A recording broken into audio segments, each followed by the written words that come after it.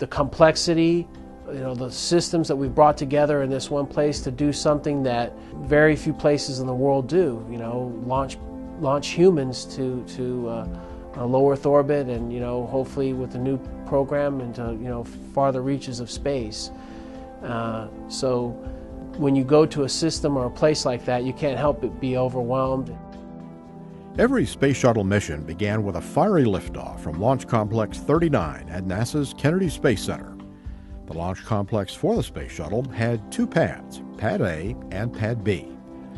If the launch pads demonstrated anything, it's that complex is the right word for the two pad areas that handled the shuttles for about a month before they made their trips into space.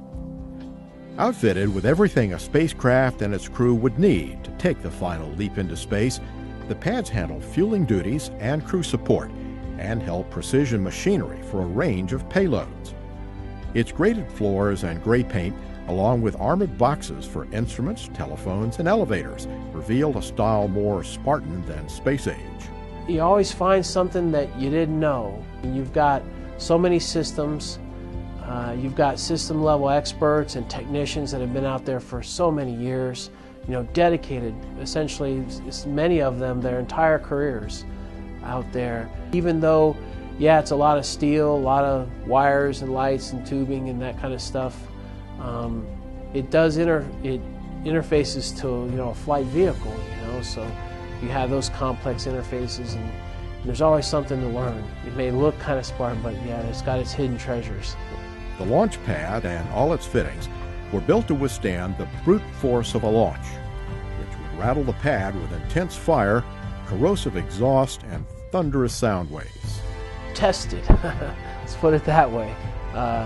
There's a tremendous amount of force that gets placed, in liftoff on the structure, on the mobile launch platform, the MLP, heat, acoustics. Each pad featured a shallow slope concrete pyramid about 40 feet high with a flame trench carved through the middle to channel exhaust away during launch. The launch pads were first built for the Saturn V rockets of the Apollo program. Back then, the launch complex did not have any permanent service towers because the support structure was on a mobile launch platform and traveled with the rocket to the pad. There's an element of the history, to think back and to stand in places where people were launched to the moon. That has a real place for me. For Shuttle, a pair of support structures called a fixed service structure, or FSS, and a rotating service structure, or RSS, were built at the pad and would remain there for all 30 years of flights. Both structures carried wiring and other infrastructure needed to support and protect the space shuttle for weeks at a time. A shuttle stack, meaning an orbiter attached to an external fuel tank and a pair of solid rocket boosters, would move to the launch pad about a month before liftoff. The shuttle was connected to networks of data cables, water lines, and the fueling system.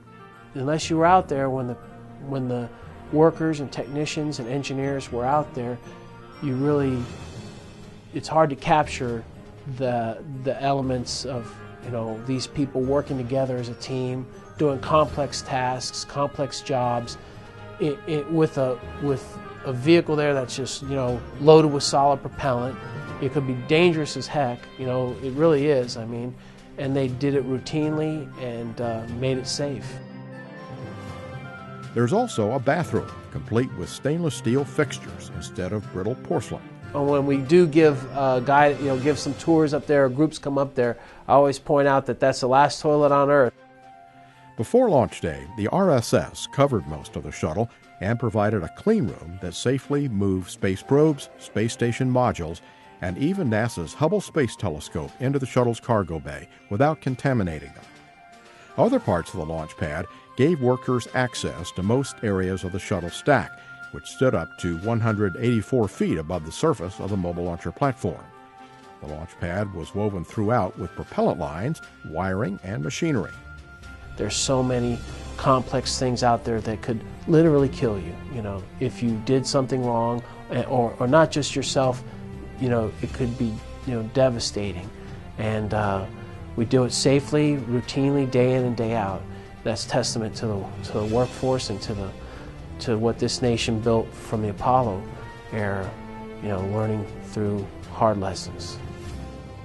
Launch day was also when most of the structures at the pad came to life, mostly by remote control to keep people a safe distance away. The huge white spheres on either side of the shuttle will pump supercold liquid hydrogen and liquid oxygen into the shuttle's external tank. Each propellant had to flow through long lines from the spheres about a half-mile from the shuttle.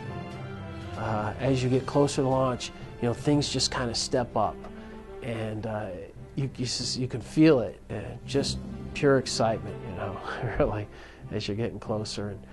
The last people at the pad on launch day were the astronauts. They headed into the White Room, a kind of cramped locker room, before boarding the shuttle. With 2.5 minutes to go, the gaseous oxygen vent arm and its white beanie cap retracted from the top of the external tank, clearing the way for the launch. About 16 seconds before launch, some 300,000 gallons of water poured onto the launch pad.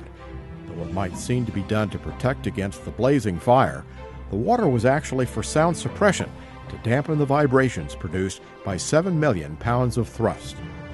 The fire and thunder would produce a show unlike any other. Go for main engine start. We have main engine start. 2, 1. Booster ignition and the final liftoff of Discovery. A tribute to the dedication, hard work, and pride of America's Space Shuttle team. The shuttle has cleared the tower. Some of our team would work late shifts, so you kind of had to go home and sometimes, watch it from the river, just like the other folks would, or something like that, which I actually kind of enjoy. If I couldn't make it into center in time, just kind of being out there with the general public and everything like that. Just sit back and watch the kids and people enjoy a beautiful launch. It's part of my joy, I guess. Now that the space shuttle is retired, the pads are being prepared for another transition. The structures that marked the space shuttle era have been removed from Launch Pad 39B, so it can handle several different types of launchers that are expected to make up the next generation of space exploration.